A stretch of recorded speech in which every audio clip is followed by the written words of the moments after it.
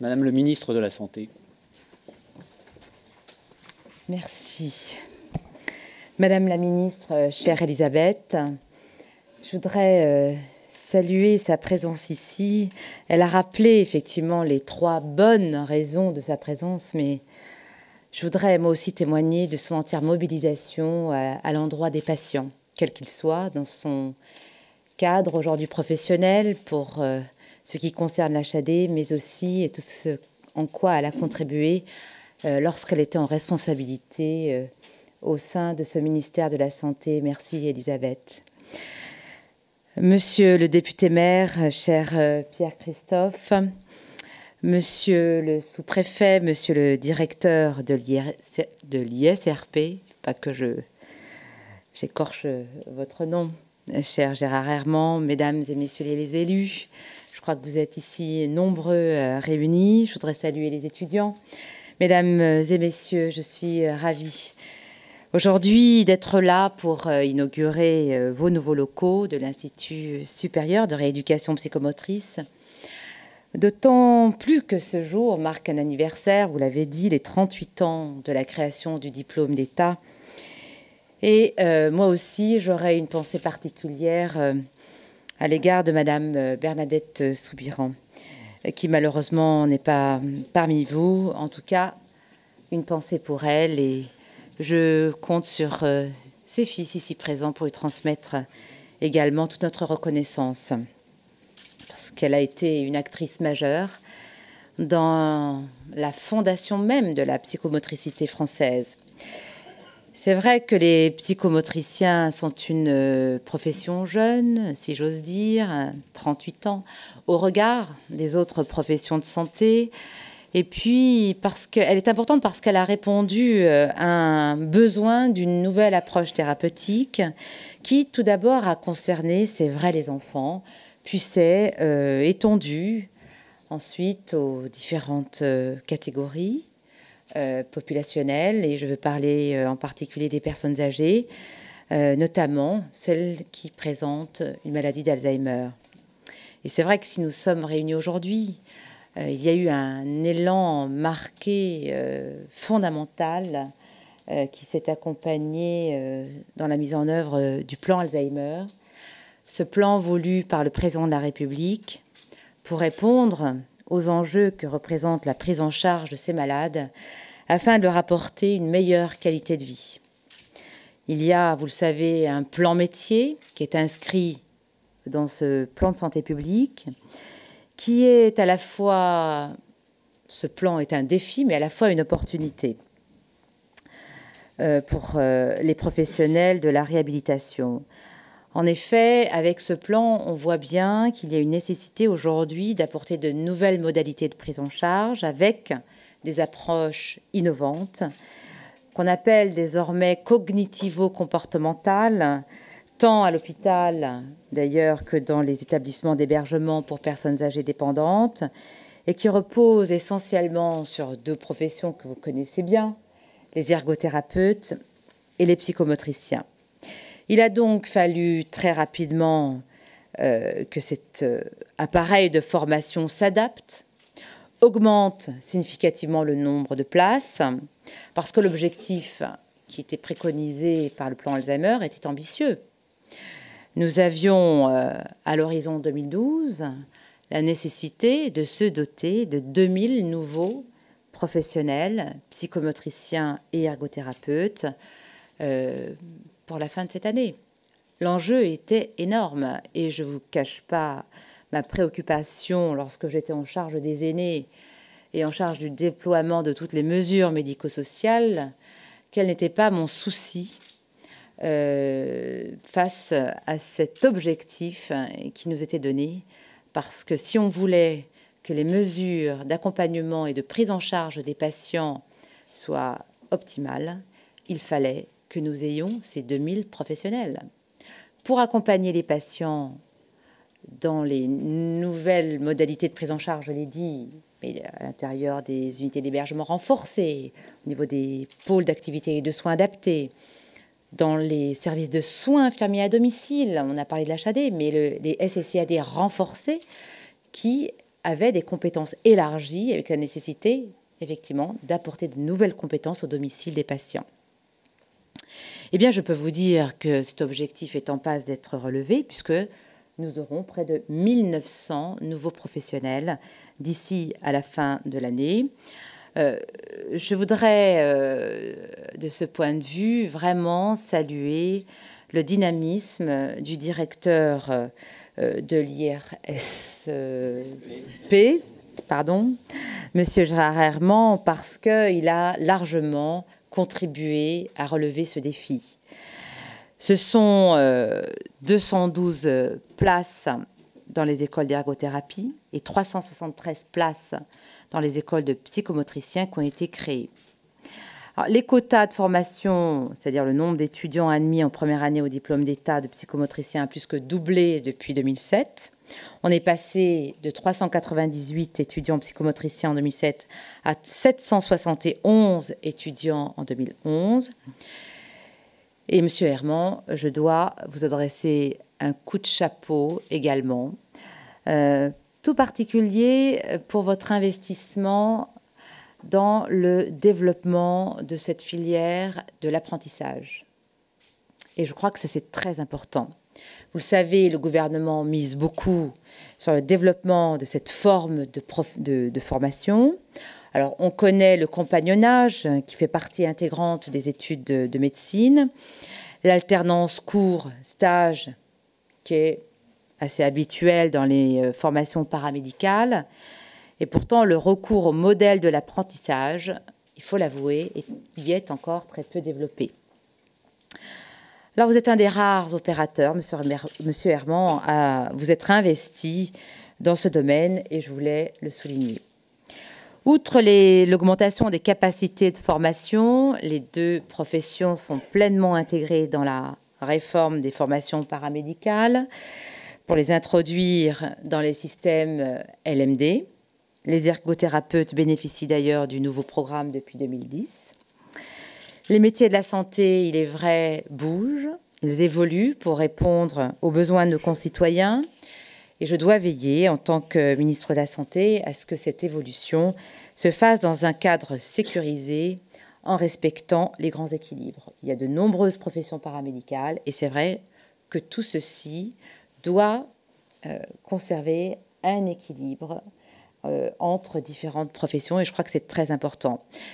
Je sais que les professionnels aiment leur métier, ils ont de grandes ambitions pour leur métier, et beaucoup pensent qu'il faut renforcer très fortement les formations initiales. J'ai moi-même, je l'avoue, étant moi aussi du monde de la santé, issue du monde de la santé, comme Elisabeth d'ailleurs, eh bien j'ai de grandes ambitions aussi pour l'ensemble des professions paramédicales, des professions de la rééducation en particulier, mais je voudrais rappeler ici quelques valeurs fondamentales.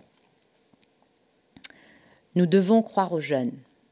Première chose, ces jeunes qui sont les futurs professionnels, de la même manière que nos aînés ont cru en nous. Première des, je crois beaucoup à cette transmission, cette intergénération dans les filières professionnelles. Personne n'est totalement à l'aise lorsqu'il commence un métier, et nous avons tous appris notre métier, évidemment, au fur et à mesure.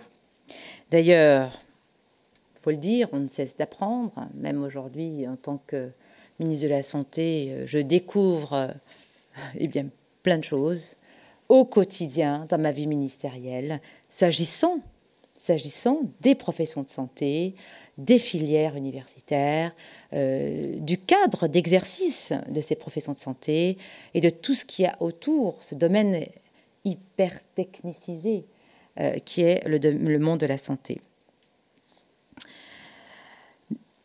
La formation initiale, ce n'est pas un tout exhaustif de ce que l'on doit savoir pour exercer son métier. La formation initiale est un socle sur lequel le jeune professionnel s'appuie pour apprendre lui-même et se développer tout au long de sa vie. Ce développement tout au long de la vie est un droit fondamental reconnu dans notre pays. Nous venons d'ailleurs d'y apporter un grand coup d'accélérateur puisque nous avons récemment publié les décrets du développement personnel continu. Chaque année, Chaque professionnel de santé doit s'inscrire dans un programme de DPC, un programme qui lui permet de se former, d'évaluer ses pratiques professionnelles, de mettre à jour ses connaissances et de toujours mieux soigner. L'objectif, évidemment, c'est le bénéfice qui doit être apporté aux patients. Ce doit être la seule préoccupation que nous devons avoir. La réforme des études initiales n'est donc pas une réforme destinée à rallonger la durée des études. Rallonger la durée des études, mécaniquement, ça veut dire retarder l'accès à l'emploi. C'est aussi réduire la diversité des candidats. Et quand je dis cela, je pense au coût que peut représenter une formation initiale pour un jeune qui est issu d'une famille où les moyens financiers ne sont pas pléthoriques. Donc je crois que la question de l'accès à ces formations, de l'équité d'accès, doit être aussi une préoccupation constante. Nous voulons que les métiers de la santé restent des métiers accessibles au plus grand nombre pour que les professionnels reflètent la diversité de notre société et des concitoyens qu'ils prennent en charge. J'ai des ambitions pour vous, mais je ne veux pas entrer dans l'élitisme. Notre système de santé n'a pas besoin de cela. Les psychomotriciens, les ergothérapeutes sont déjà, je veux le dire avec force, d'excellents professionnels.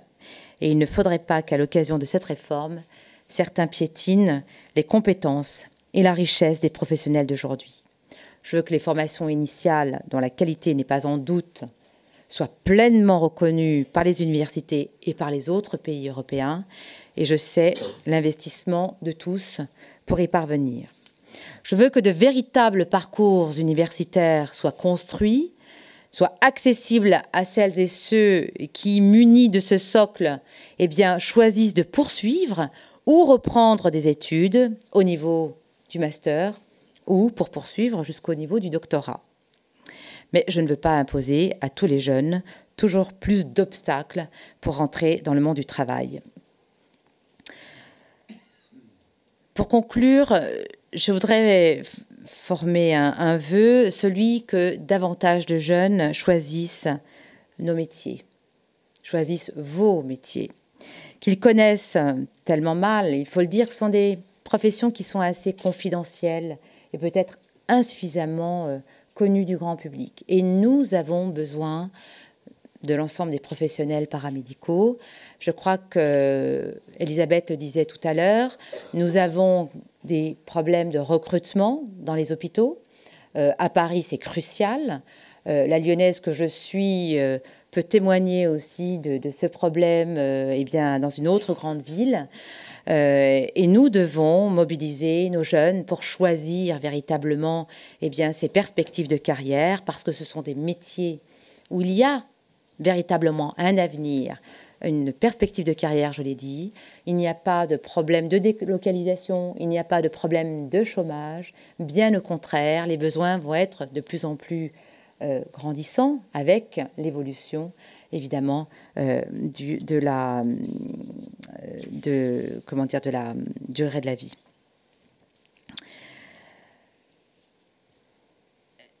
Pour sensibiliser les jeunes dans ces filières professionnelles, j'ai décidé de lancer à partir du 12 mars prochain une campagne nationale de communication axée sur la connaissance des métiers de la santé.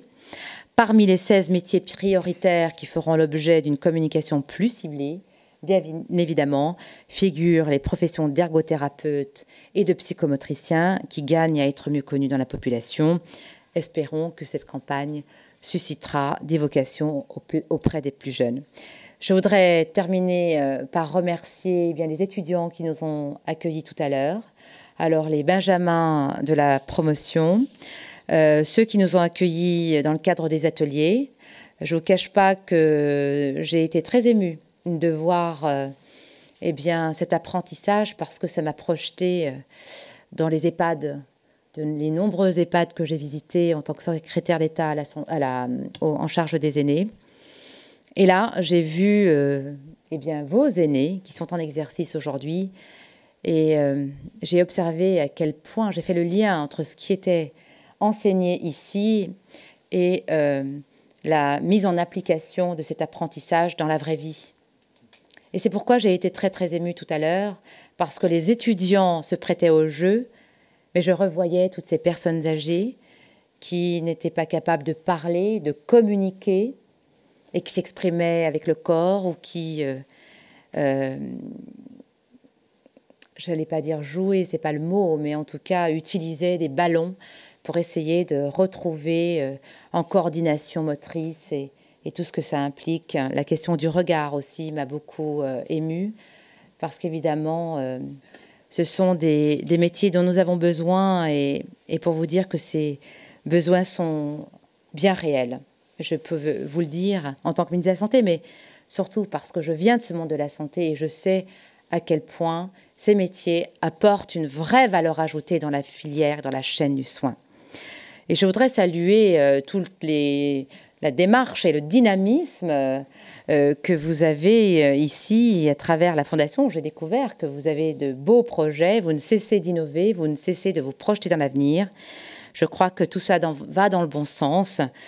Et sachez que je serai à vos côtés pour vous aider eh bien, dans la concrétisation de vos projets. Je vous remercie.